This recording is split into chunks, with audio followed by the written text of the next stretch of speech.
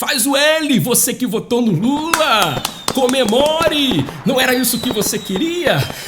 Governo Lula fecha primeiro semestre com picanha e cerveja? Não, com rombo superior a 40 bilhões de reais.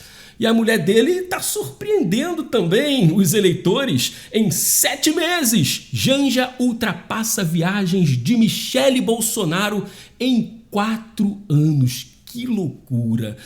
A dona esbanja, né, que só viaja e se hospeda em hotel de luxo, entra em lojas luxuosas. Afinal de contas, é o povão que tá pagando. É você. Que merda, hein? Sabia não? Imagine a Janja no final do mandato do Lula em 2026. Porque toda hora é uma viagem diferente. Sem necessidade. Inclusive o Lula, olha aí, já está preparando um tour pela África. Petista fala em gratidão com o continente. Ou seja, não tem agenda, não tem necessidade, é gratidão. O último país que ele foi na África, e a Janja foi Cabo Verde. E o que ele foi fazer lá? Nada, só um discurso para agradecer ao continente africano por tudo aquilo que foi produzido nos 350 anos de escravidão. Ainda vai ofender os africanos. Pois é, e Cabo Verde é um dos países que fala português. Ou seja, o recado foi dado e claro. Agora, nessa ocasião dos 7 meses, Janja viajou 10 vezes com Lula. Visitou 15 países, porque algumas viagens, né, eles aproveitaram para visitar outros países. Já em 4 anos, a Michele Bolsonaro viajou apenas 8 vezes com Bolsonaro. Na maioria, para os Estados Unidos. 5 vezes para os Estados Unidos. Aí está passando na tela países visitados pela Janja e pela Michele. Estamos comparando 7 meses com 4 anos. E Bolsonaro nunca foi atrás de luxo, assim como Janja e Lula vão. E o Bolsonaro aqui no Brasil, quando ele viajava, às vezes, quando podia, era um quartel que ele se hospedava, um batalhão. Mas essa gente, esse outro casal que aí está no poder, só quer luxo, só quer o melhor. Se pelo menos tivesse necessidade, né, algum fruto dessas viagens, mas não, é só prejuízo, é só para levar o nosso dinheiro. Quando ele fala em fazer tour pela África, por gratidão, eu já fico preocupado. Porque essa gratidão é o quê? É para retribuir, é para dar o nosso dinheiro, mais uma vez, para ditaduras africanas, pode ter certeza disso. E eu quero recuperar essa relação com o continente africano. E sobre aí o primeiro semestre do Lula com rombo superior a 40 bilhões de reais, isso é uma vergonha. Os dados do Tesouro mostram aumento de gastos. Pois é. Com um acúmulo sucessivo de prejuízo ao longo dos últimos meses, o governo Lula fechou o primeiro semestre com um rombo de 42,5 bilhões nas contas públicas, de acordo com dados divulgados na quinta-feira, 27, pela Secretaria do Tesouro Nacional. Olha a comparação agora aí com Jair Bolsonaro. No segundo parágrafo.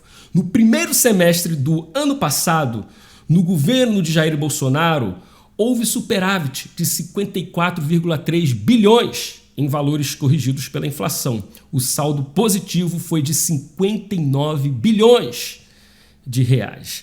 Ou seja, não tem como o Lula chegar agora e falar, culpa do Bolsonaro, pegamos um país arrebentado. Não, pegou um país com saldo positivo e agora em poucos meses já está aí negativo. 42 bilhões de reais. Em junho, o déficit primário foi de 45,2 bilhões. Esse é o pior para o mês desde 2021, na pandemia de Covid, quando o rombo foi de 84 bilhões. Ou seja, Bolsonaro passou por um momento de déficit, sim, ali de saldo negativo por conta da pandemia. Agora imagine se fosse o Lula. De 84 é para 200 bilhões, talvez. Isso em valores corrigidos pela inflação. No ano passado, o governo Bolsonaro registrou superávit de 14,6 bilhões.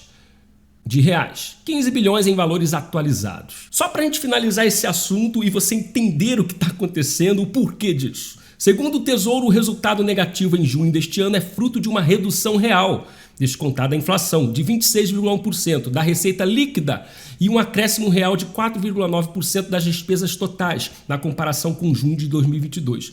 É aí que vem, segundo parágrafo, para você entender. O superávit acontece quando o governo arrecada mais do que gasta. E o déficit é justamente o contrário. Os gastos são superiores à arrecadação tributária. Isso explica bem quem é Bolsonaro e quem é o Lula. O Bolsonaro é aquele bom chefe de família, né, que sabe os limites, né, dos seus ganhos, da renda, da casa, do salário, da renda familiar. O Lula é o péssimo, é o mau gestor dentro de casa, que sai gastando aí acima do que ganha. Aí depois está quebrado, depois está endividado. E como é um país, como é um governo, é você que paga a conta no final de tudo. Ou seja, é por isso que esse cara aí que está na sua tela fica tentando aumentar, criar novos impostos, taxar Pix, apostas, sugar o teu dinheiro. Principalmente para inchar a máquina pública, para criar mais ministérios. E então, faz o L, você que votou no Lula porque você pediu isso daí, tá certo? Não pedi não, Bruno, pediu sim! Falta de aviso não foi. E vamos para o próximo assunto aqui.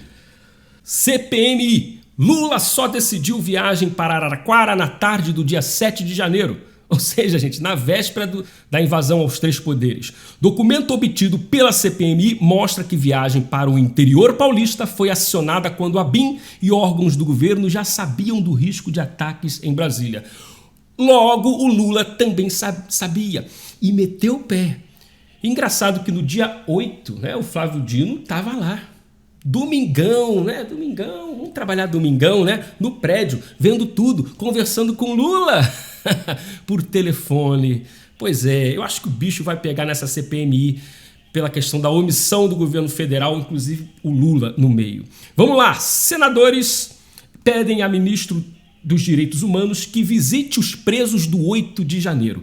Iniciativa veio depois que Silvio Almeida, o ministro dos Direitos Humanos, anunciou inspeções em presídios do país. Silvio Almeida vai visitar todos os presídios do Brasil, acredito, para ver se tem ali prisão arbitrária, para ver a condição humana das vítimas da sociedade, né? Os coitadinhos dos assassinos, estupradores, bandidos, ladrões, vagabundos, etc, etc. Se vai verificar prisões arbitrárias, por que não vai visitar os presos por Alexandre de Moraes em relação ao 8 de janeiro? Porque tem senhoras presas que estavam apenas de verde e amarelo em Brasília no dia e nem participaram, mas estão lá, presas. Esses presos políticos também, esses inquéritos inconstitucionais do Supremo, não, né? Essa gente não importa, essa gente antidemocrática é muito crime. Tem que soltar o estuprador, assassino, bandidão. Pois é. Que Deus abençoe a todos. Forte abraço e comunismo aqui não. Vamos nessa.